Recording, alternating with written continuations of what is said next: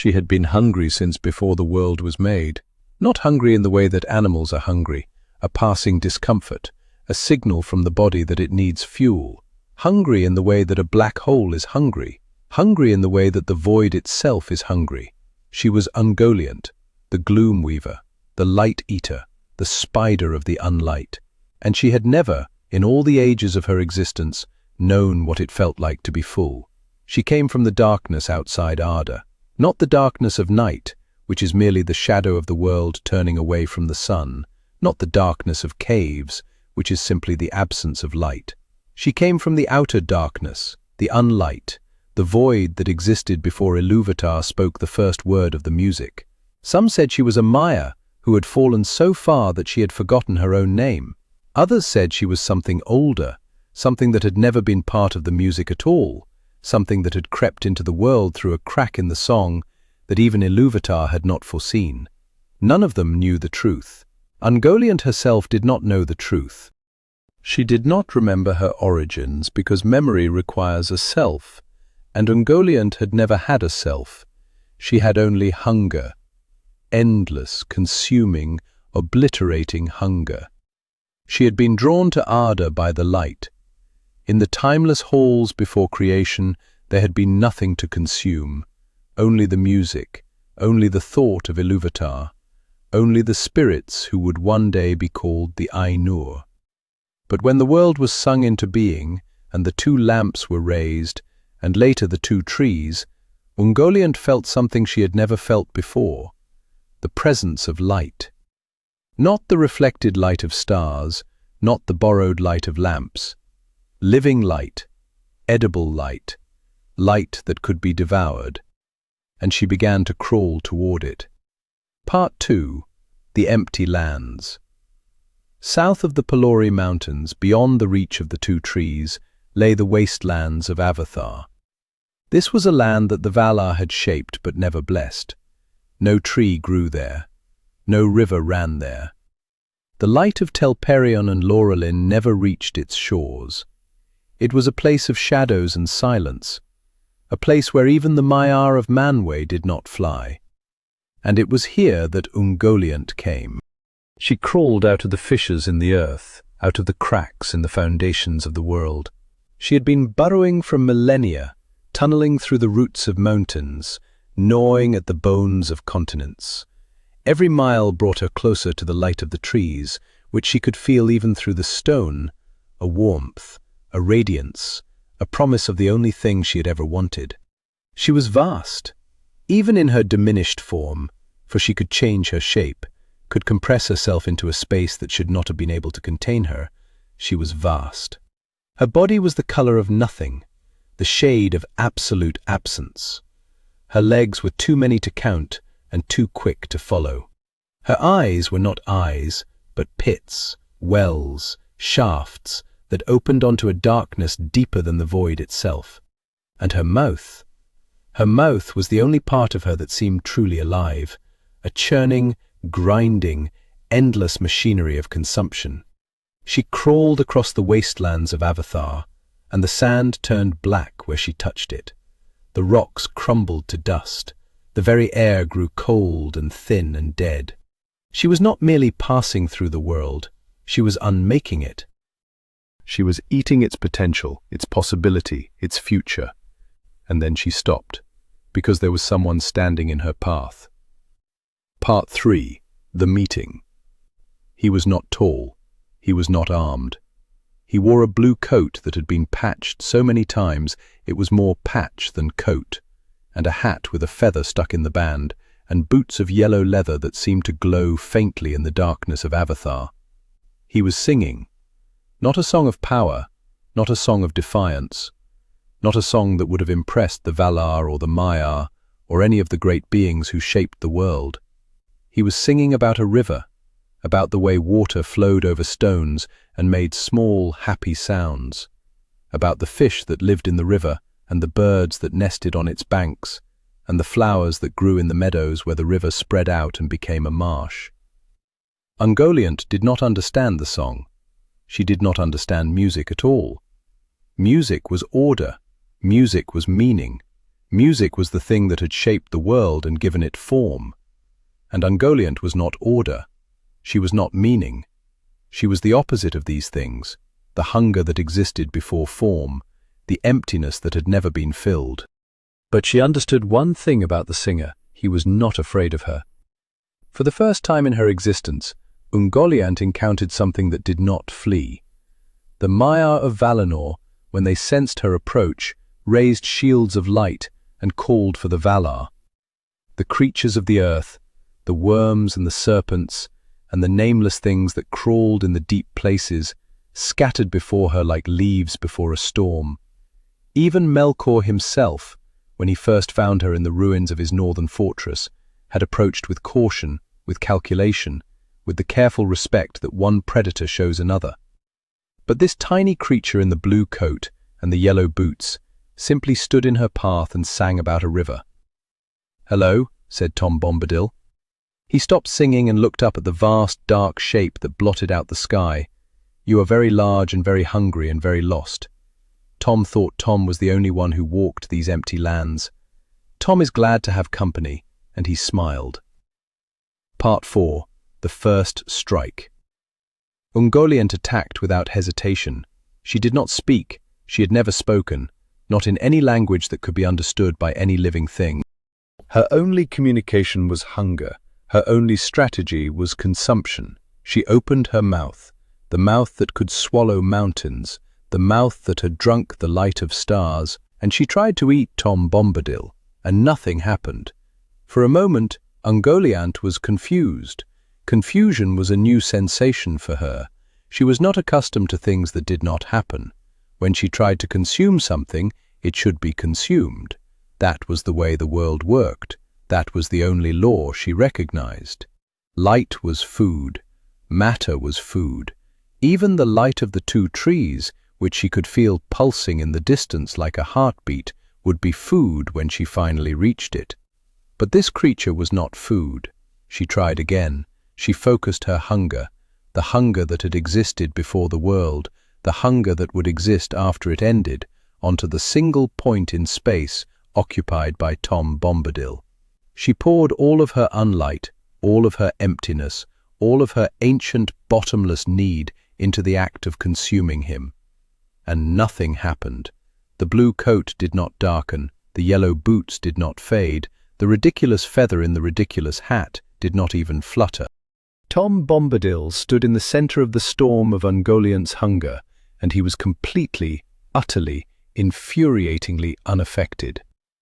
"Oh, that is very interesting," Tom said. He tilted his head, the way a naturalist might examine a new species of beetle. "You are trying to eat Tom." But Tom is not something that can be eaten. Tom is not a thing at all. Tom is Tom, and Tom has always been Tom, and Tom will always be Tom. There is nothing in Tom to consume because Tom does not want. Tom does not need. Tom simply is. He reached out his hand and touched Ungoliant's leg. The touch was gentle. It was the touch of a father calming a frightened horse. And Ungoliant, who had never been touched with gentleness in all the ages of her existence, recoiled as if she had been burned. Part 5.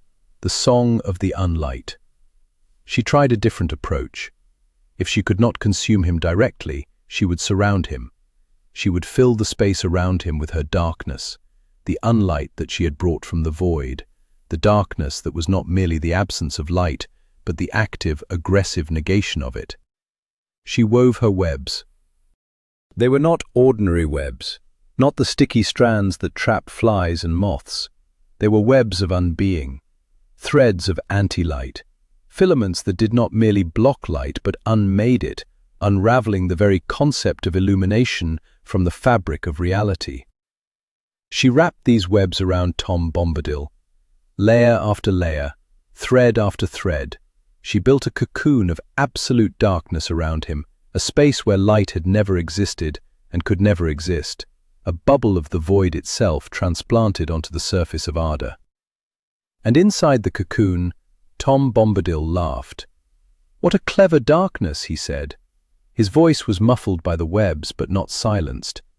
"It is very dark indeed, darker than the bottom of the deepest well. darker than the space behind the stars, darker than the moment before the first light was made. The webs began to fray. But it is not dark enough for Tom, he continued, because Tom remembers. Tom remembers the darkness before the darkness. Tom remembers the silence before the silence. Tom was there, little spider, when Iluvatar spoke the first word. Tom was there when the Ainur sang the first note. Tom was there when the world was still a thought in the mind of the One.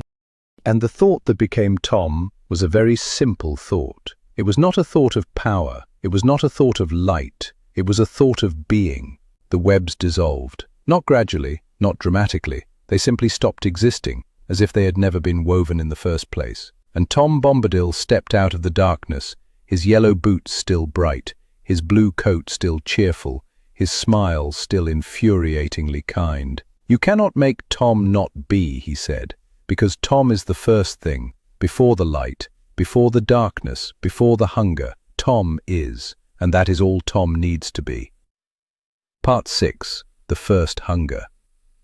Ungoliant felt something new. Not confusion, she had already learned confusion. Not frustration, she had felt frustration before, when prey escaped her in the deep places of the earth. This was something else, something that began in the center of her being and radiated outward until it filled every leg, every eye, every thread of her web. She felt hungry, not the hunger she had always known, the hunger for light, for power, for the essence of living things. This was a different hunger, a smaller hunger, a more specific hunger. It was the hunger of a creature who has encountered something it cannot have, and in that moment, for the first time in her existence, Ungoliant understood. In her existence, Ungoliant understood what it meant to want. Before this meeting, she had not wanted. She had simply consumers. There was no consciousness in her hunger, no intention, no desire.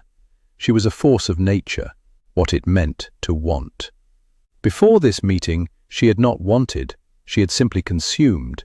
There was no consciousness in her hunger, no intention, no desire.